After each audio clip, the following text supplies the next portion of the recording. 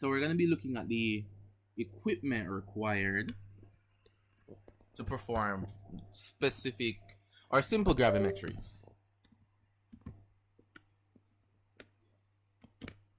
Alright, so everyone can see my screen. Hopefully the screen is just flipping on your end, but it should be fine. Alrighty? So we're ready to get back into it. So what we're looking at now is the functions of basic equipment.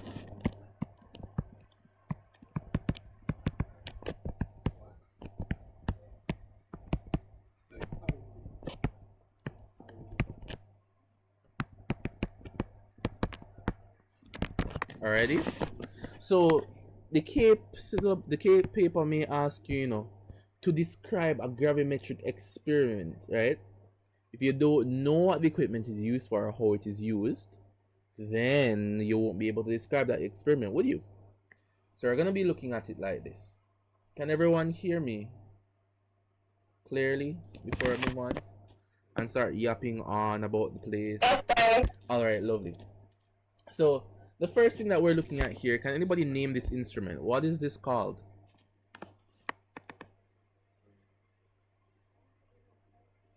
Conical flask.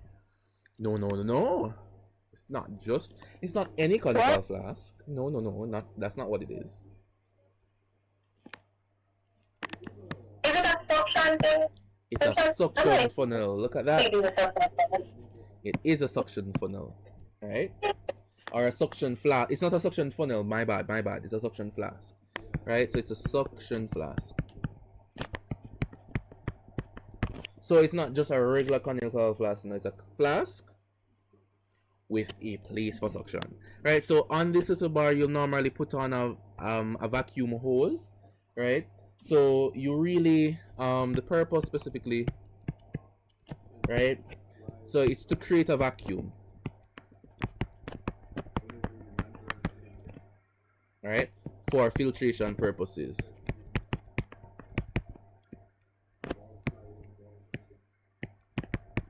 Right? So you could put your filter paper in the funnel here, right?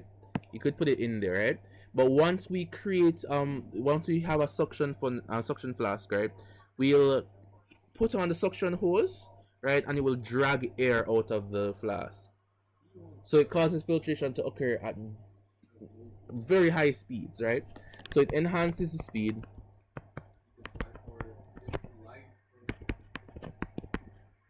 The speed of filtration, right?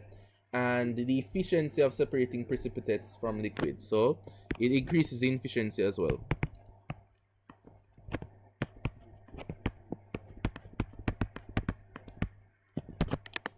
Alrighty? So it's a heavy walled flask, right? So it's usually a thicker flask than a conical flask, right? With a side arm. That's what we call a side arms for attaching the vacuum tubing. So everybody's okay so far?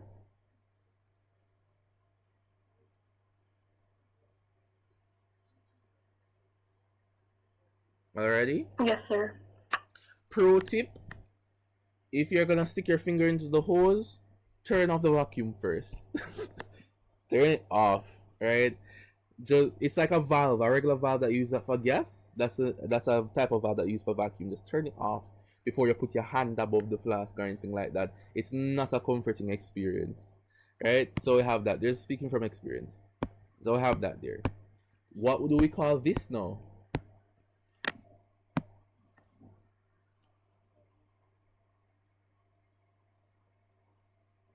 The suction funnel. Yes. Right, so it's a suction funnel, but people don't really call it that, right? We kind of call it Buckner funnels.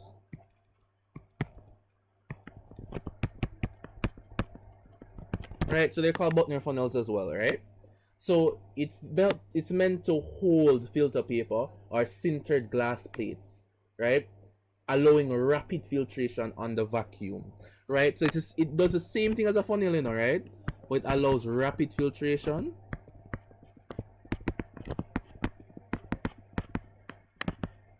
under vacuum. My apologies for my penmanship, right? But we have that there. So it's made of porcelain, right? So it's usually porcelain or plastic tunnels, or funnels rather, with perforated plates, right? So usually within this lining, right, or sometimes within this lining, you have a perforated plates. All right, you put your filter paper in, right? The vacuums out, so it just sucks everything down quickly. Alrighty. So that's that for our suction funnel, or what we call our Buckner funnel. Alrighty. We also have this. What do you think this is called?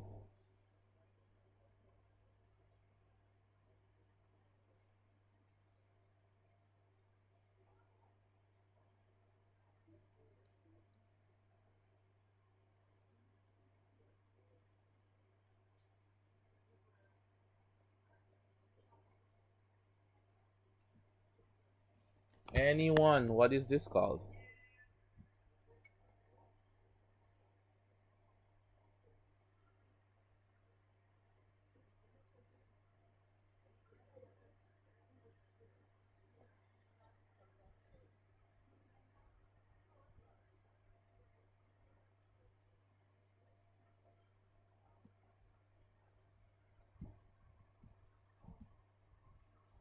It's a type of funnel as well, right?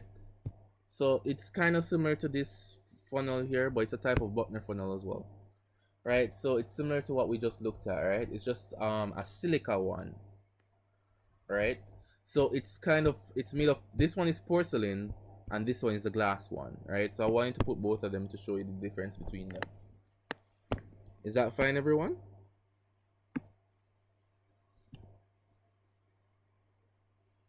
Sir, can you repeat one more time, please? Okay, so this one that we're looking at is the one that's made of porcelain.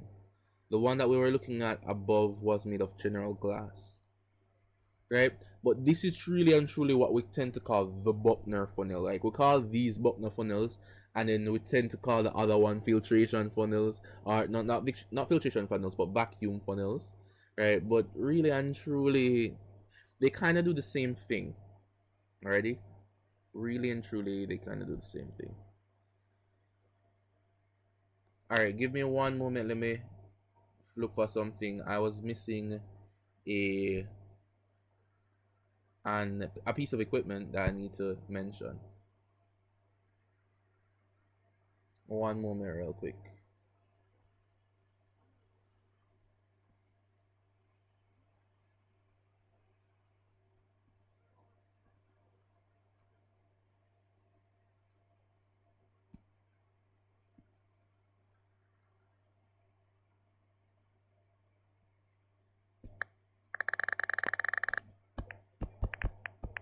I want to cover this before I move on to anything else.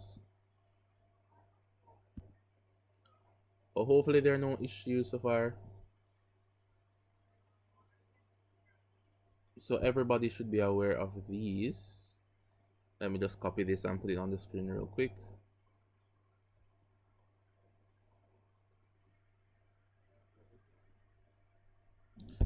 Alrighty, so looking at this, right? This is another one, another piece of equipment. Hopefully it loads. Alright, so everybody can see what's on my screen, alright? What are these called?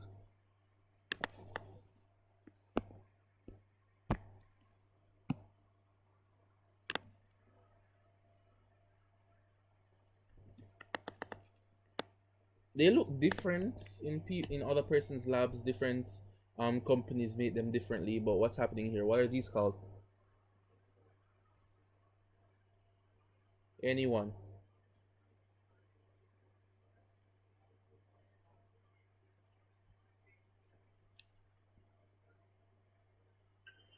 Sir, someone wrote in the chat crucible. Crucible, lovely. All right. So these are silica crucibles. All right. Or you could, they can be made out of sintered glass as well, right? But they're crucibles.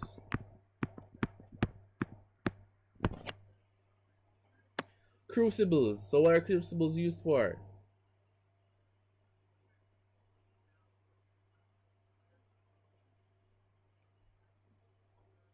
All right. Really and truly, I think this can be used as a crucible as well, you know. But let's just stick to like generally what it's used for, right? So crucible, right? So it's built to withstand high temperatures, right? During ignition processes without introducing contaminants, right? So it's basically there to withstand high temps, high temperatures, right? So it's up to around, it depends on the manufacturer, right? But up to around 1200 degrees Celsius, right? During ignition, ignition, um, during ignition processes without, wait, let me just fix that real quick, but without introducing any type of contaminants.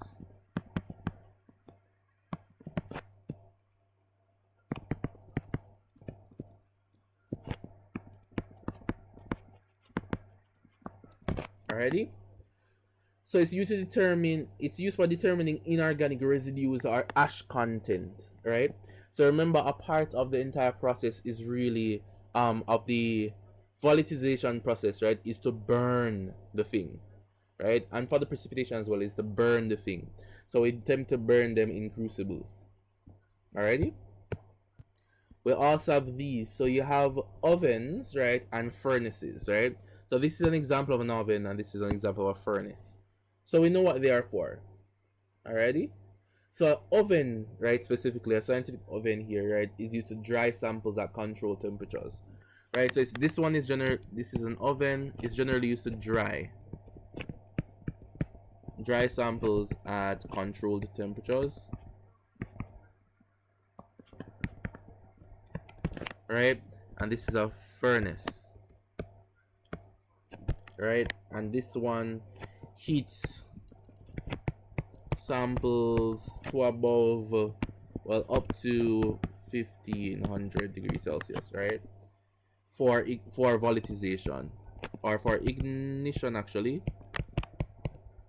or volatilization. Alright? So it's used for that. So the ovens now, you intend to put your sample in a crucible and then drop it in the oven and allow it to just dry at a controlled constant temperature. For example, well, just leave that there, right, at a constant temperature. Or for the furnace now, if you're using volatilization, we want to remove all the water of crystallization or anything like that from a substance, we just drop it in the furnace. Note what you can use the oven for and what you can use the furnace for. Because if you're looking for a substance, right, that has a low thermal decomposition, then you're going to destroy the substance in the furnace. So you need to know what temperatures your substances need to be done at, right? You need to find the melting point, etc. of that substance, right? Or the decomposition point of that substance, the temperature at which it decomposes, right? In order to use these things accurately. So you don't want to go into the lab and take substance A and say, oh, I want to remove all the water from substance A, put it in the furnace, 5 minutes later, no substance, right? Everything decomposed, all of it is just useless. So you don't want to have something like that. So you need to know the general structure of the compound you're looking for to know whether or not it can withstand these things. Are they regular oxides? Are they carbonates? Are they nitrates? What did Unit 1 teach me about the thermal decomposition of nitrates and carbonates, etc.? Right? So we need to remember these things. Alrighty? So is everybody okay so far? Okay. Alrighty. So who is ready to perform a calculation?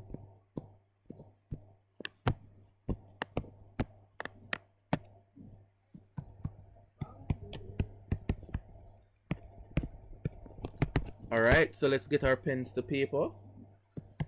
Let me give you a simple question. So we have a sample of magnesium sulfate, right? Times X water of crystallization, right? And it's weighing 8.5 grams, I guess, right? Making it up as I go, right? Loses 3.6 grams upon heating, right? We're asked to know, my bad, let me fix my writing. It's getting a bit worse. Determine X. We should be able to do that now. Of a sample of magnesium sulfate X hydrate, so we don't know what the X is, something hydrate. It could be mono, it could be di, it could be hexa, it could be pentahydrate, right? It weighing 8.5 grams and it loses 3.6 grams upon heating.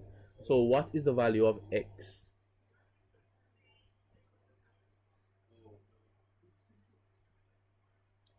How long? I think you guys could take 1 or 2 minutes to complete this.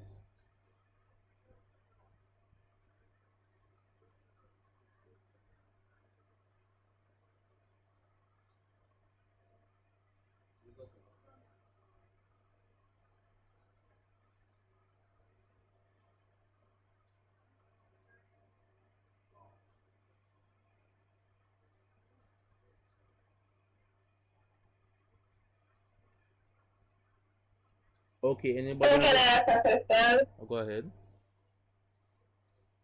Would we subtract the 3.6 from the 8.5? That sounds like if yes, you would. Remember the volatilization method? We did a piece of that up there, and we're doing it. Determine the water content of a substance.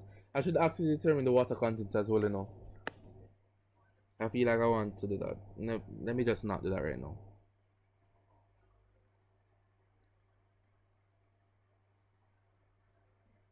Let me know when you guys are complete, so I can finish this.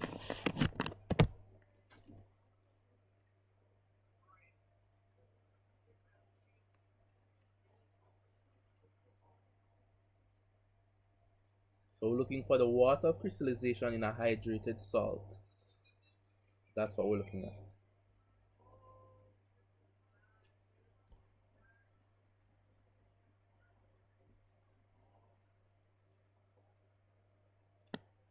Alrighty, I think you guys have enough time to complete this.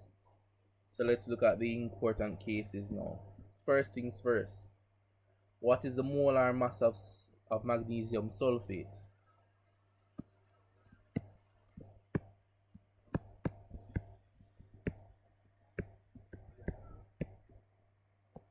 That is what? That is 12, that is 32, that is 16 times. No, that is 8 times. This is 120 grams per mole. Alright? Let me fix that.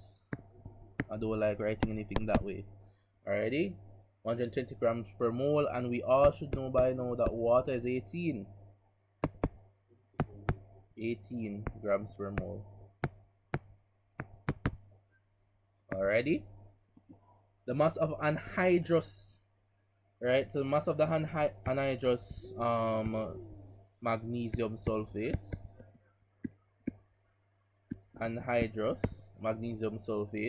right, would be 85, the initial mass, minus that mass that we got there, which is 49, which gives us 4.98 grams, right? How do we determine the moles of magnesium sulfate?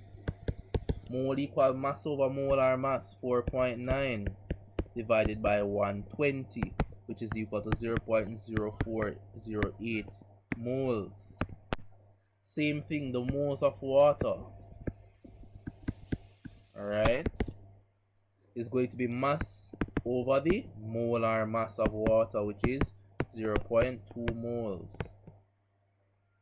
Alrighty, the mole ratio, 3.6 over, not 3.6, my bad. That would be 0.2 moles of water, right? 0.2 moles of water And we take those 0.2 moles of water and divide it by 0.04808 that we got for that value up there, which is approximately equal to 5, right? Therefore, the formula is for the substance that we have there, well, Mg, going to be MgSO4, right? Pentahydrate. School is over. That is it. Alrighty?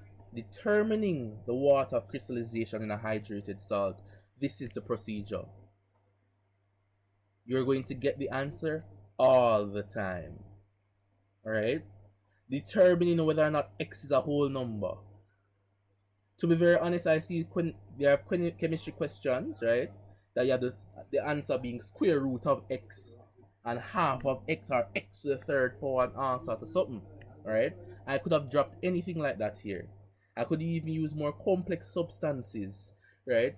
But just a simple substance to explain how the concept works, right?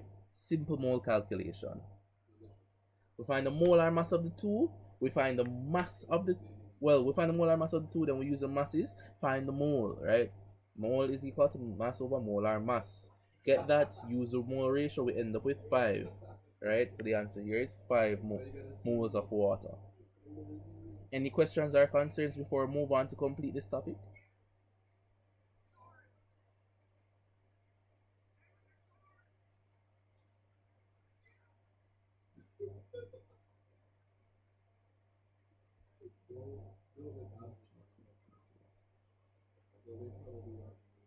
Any questions?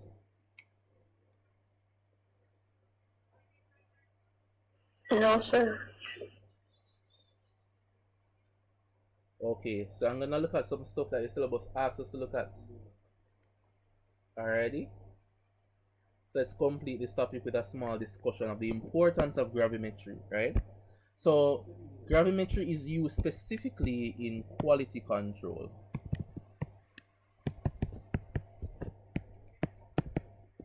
So chemists, as I keep on saying, anywhere you look, every single day you will live, the work of the chemist is always around you, right?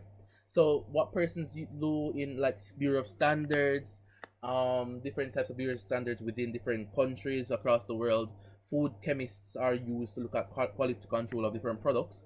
For example, the determination of sulfates, right, in air or in beverages, right? So sulfates precipitated as barium sulfite and then converted to barium sulfate is weighed, right? And we can look at the amount of sulfates that exist in the air for air quality, right? So they test how much of each substance is in the air, and we can use gravimetry to weigh the substance, right? So we could look at that. We could even look at it in beverages, because some beverages, right, some foods use sulfates, right, as preservatives. And we looked at that in Unit 1 chemistry, right? We're going to look at some of it in Unit 2 chemistry now when we reach Module 3 and look at the sulfate industry, the sulfur industry, right? But sulfates, right, actually are used in foods, right? So we can determine how much sulfate is in it and whether or not it's safe for consumption. We can also look at the determination of cyanides, right? We can use qualitative analysis for that because we know what that reaction should look like, I believe. I believe you guys did that before. But we can look at the amount of chlorides in solution, in water, in the water supply, right? We can determine the quality of water in a country. And you know how important that is to the citizens of the population of said country. So we could look at water quality as well. We could even look at the amount of phosphorus in fertilizers, right? Remember CSET biology? Archaic biology unit 2 when we talk about biodiversity. If too much phosphorus or nitrogen, right, or nitrogenous compounds are in fertilizers, it can cause eutrophication and it can actually pollute different water supplies. So we can look at the amount of phosphorus in substances. So especially for that, we look at substances like this. Look at the weight of that, and something like a magnesium pyrophosphate as well. Just giving examples, we'll look at a magnesium pyrophosphate. Magnesium pyrophosphate is M2P2O7, right? We look at the amount of phosphates in these fertilizers, right? As quality control. We look at chlorides in water, right? As quality control. We look at sulfates and sulfites in food slash beverages, right? Could even look at it in the air as well, right? So we can use gravimetry for all of these different things. So we looked at gravimetry from its key principles, accurately measuring the mass of a substance, right, in a sample, and it has high accuracy and precision due to the sheer amount of procedures that we go through. We can use the precipitation method, right, or we can use the volatilization method. And we looked at some functions of the basic equipment that we use for gravimetry.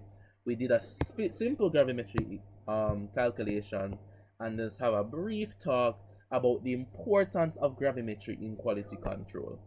And that brings us to the end of gravimetry. Next week, we will have a look at spectrometry.